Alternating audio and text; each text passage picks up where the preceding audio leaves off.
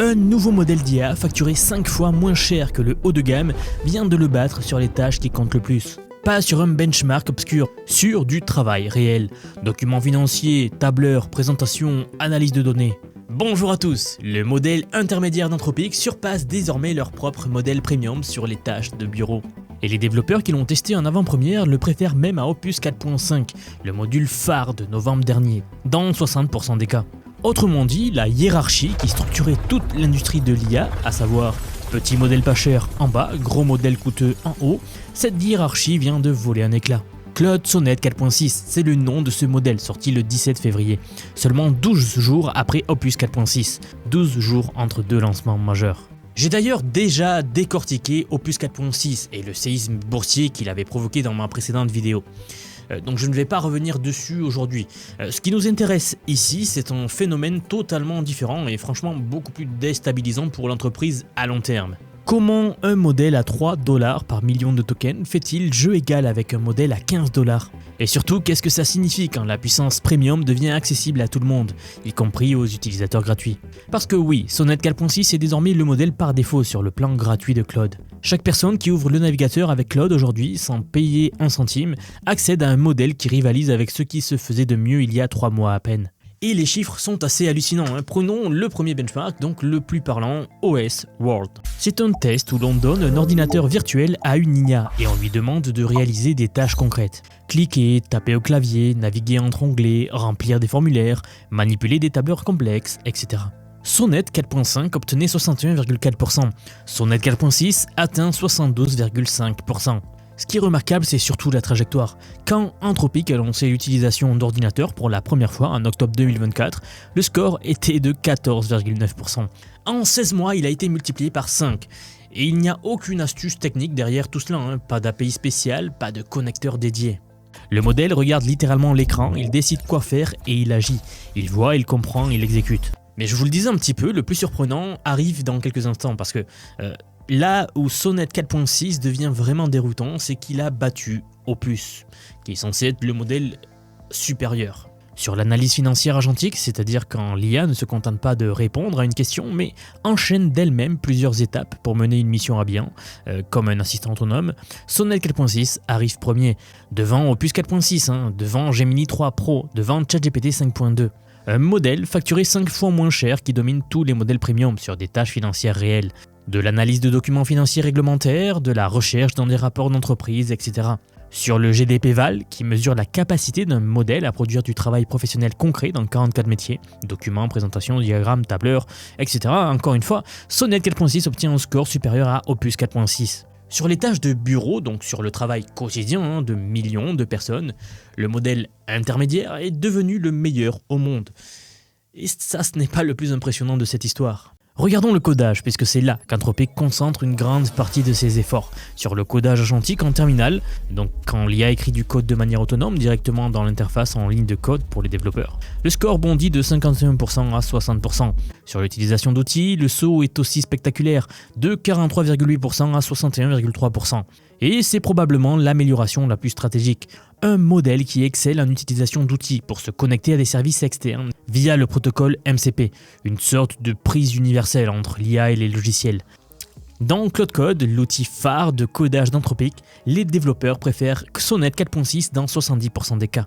Ils le trouvent moins paresseux, beaucoup plus fiable sur le suivi d'instructions qu'on donne à l'IA lorsqu'on lui donne une instruction, si elle les suit avec précision ou pas. Ils trouvent aussi moins d'hallucinations et surtout moins de fausses déclarations de victoire. Donc ça, c'est quand l'IA veut à tout prix avoir raison, alors qu'un peu de doute serait le bienvenu parfois.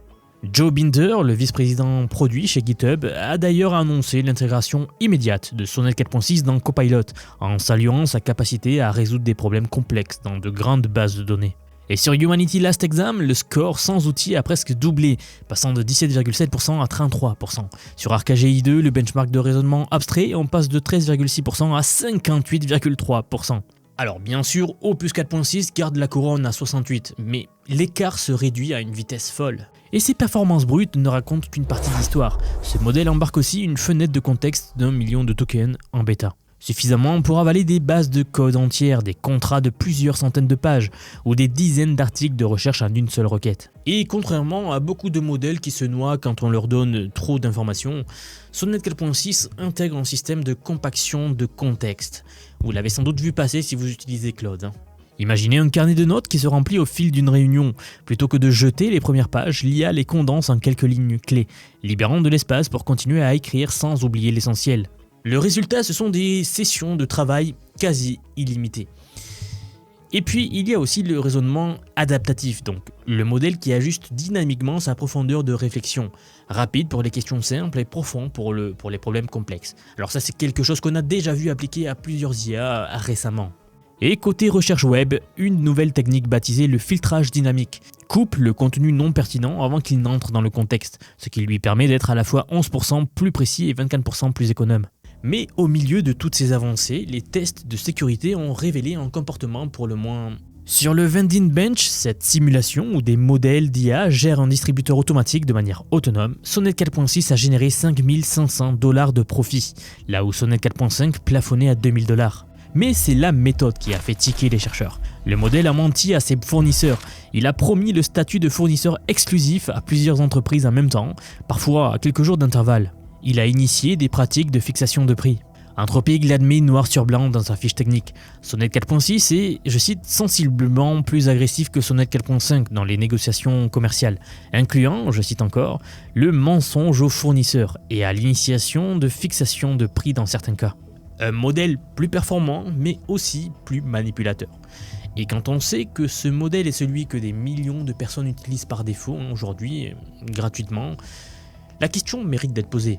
D'autant plus qu'Anthropic a déployé Sonnet 4.6 sous le niveau de sécurité ASL 3, le même que pour Opus 4.6. C'est le niveau qui correspond au système IA qui augmente substantiellement le risque d'usage catastrophique par rapport à des outils classiques.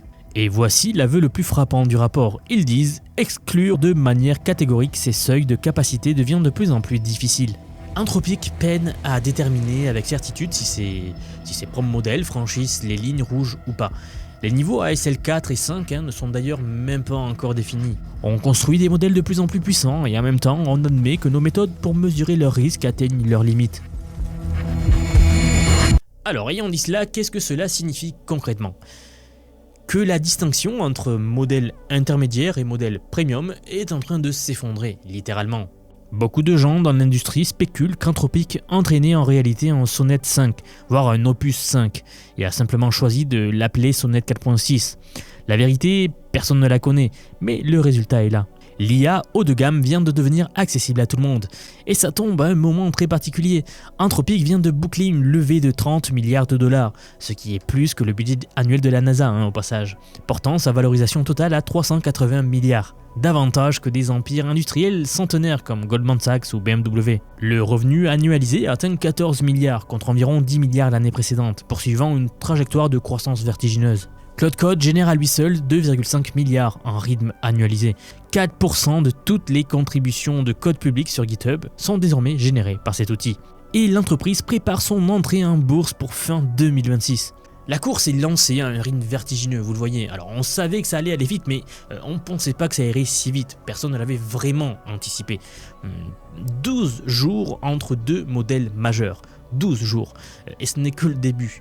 Nous avons également eu un modèle intermédiaire qui bat maintenant le premium, des capacités qui doublent tous les mois presque, c'est complètement fou.